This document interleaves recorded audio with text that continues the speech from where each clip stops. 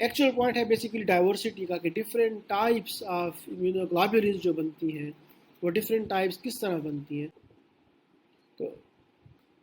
تو جو different possibilities ہے اس میں ایک پاسبلٹی کمبینیٹوریل ڈائیورسٹی کی ہے اور سیکنڈ پاسبلٹی جنکشنل ڈائیورسٹی کی ہے. کمبینیٹوریل ڈائیورسٹی مینس کہ جو ڈفرینٹ جین سیگمنٹس ہیں وہ ڈفرینٹ کمبینیشن سے آپس میں اٹیچ ہو جائے. یعنی ویریبل 1 J1 کے ساتھ اگر اٹیچ ہو جائے گا تو یہ ایک کمبینیشن ہے, ویریبل 1 J2 کے ساتھ اٹیچ ہو جائے گا تو یہ ڈفرینٹ سیکنڈ کمبینیشن ہے, ویریبل 2 J1 کے ساتھ اٹیچ ہو جائے گا تو یہ ایک تھرڈ کمبینیشن ہے, اینڈ سو آن. یعنی ڈفرینٹ کمبینیشن کی ڈفرینٹ جین سیگمنٹس آپس میں اٹیچ ہوں گی تو ڈفرینٹ اسپیسیفسٹی کی ڈفرینٹ ٹائپس کی امیونوگلوبولنس بنیں گی اور یہ ایک different diversity different varieties constitute کر رہی ہیں. تو یہ چونکہ different varieties different diversities constitute کر رہی ہیں because of the different combination of the gene segments, تو اس ڈائیورسٹی کو کمبینیٹوریل ڈائیورسٹی بولتے ہیں.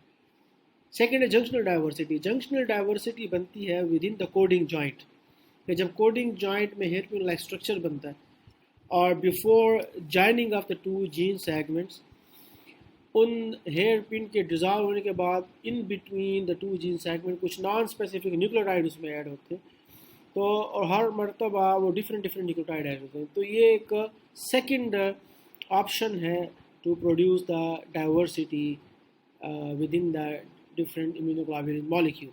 تو چونکہ یہ ڈائیورسٹی کریٹ ہوتی ہے because of the junction point, because at the junction point, so that's why this type of diversity is called junctional diversity.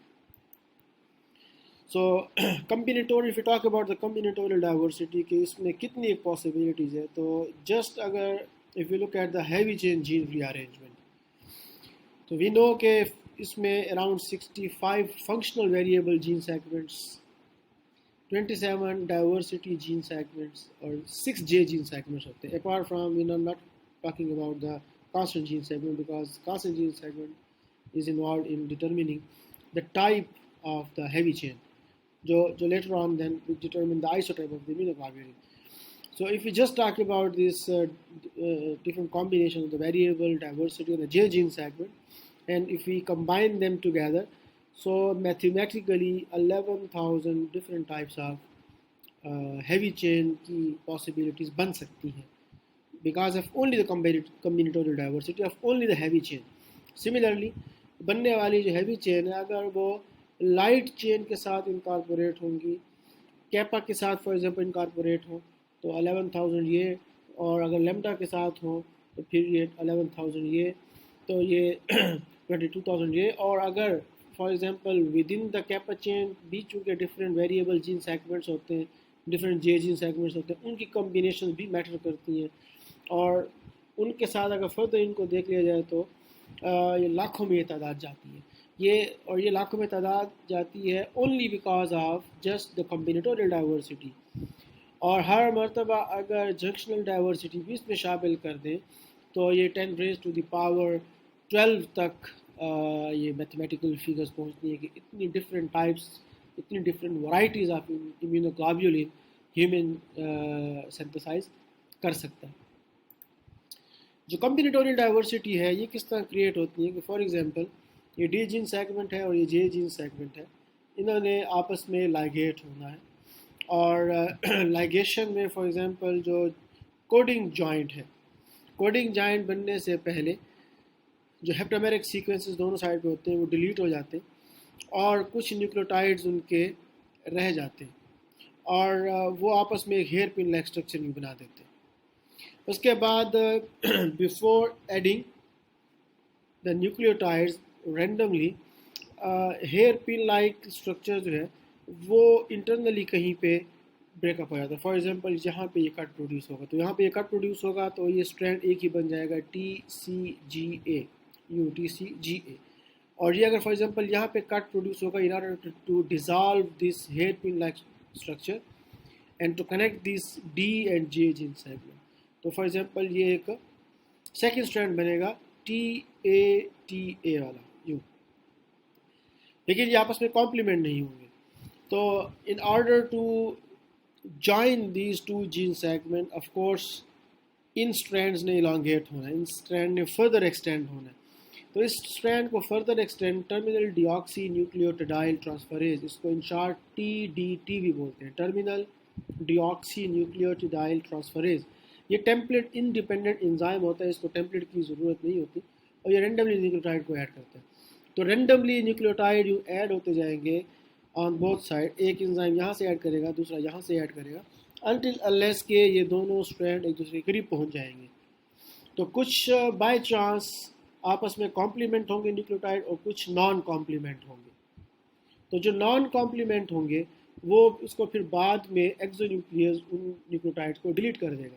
For example یہ ٹی اور سی ہیں، اس میں ٹی اور سی یہ نان کمپلیمنٹ ہے، تو ٹی ول بی ڈیلیٹڈ. اور اس کے بعد پھر onward DNA repair enzymes, DNA polymerase which is involved in the repair, وہ یہاں پہ بائنڈ ہو کے اس اسٹرینڈ کو فردر ایکسٹینڈ کریں گے بیسڈ آن دا کمپلیمنٹریٹی. تو یہ ایک جوائنٹ کریٹ ہو جائے گا in between the D and the J gene segment, اس کو ہم کوڈنگ جوائنٹ بولیں گے.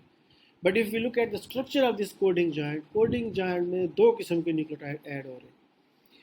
ایک وہ نیوکلیوٹائڈ جو آلریڈی اس ڈی اور جے کے پارٹ تھے،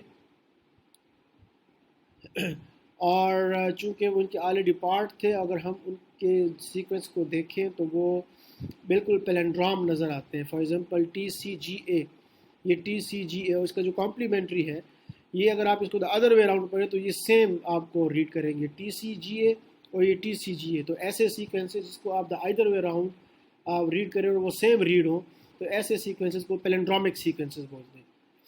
تو یہ پیلنڈرامک سیکوینسز بیسیکلی ان ڈی اور جے جین سیگمنٹ کے اپنے ایکچوئل پارٹ ہوتے ہیں. They are not the non template nucleotides, یہ کا اپنے ان بلٹ پارٹ ہوتے ہیں. تو ان کوڈنگ جوائنٹ پہ وہ نیوکلیوٹائڈ جو ڈی اور جے کے اپنے پارٹ ہوں اور وہ چونکہ پیلنڈرام بن جاتے ہیں تو ان کو پی نیوکلیوٹائڈز بولتے ہیں.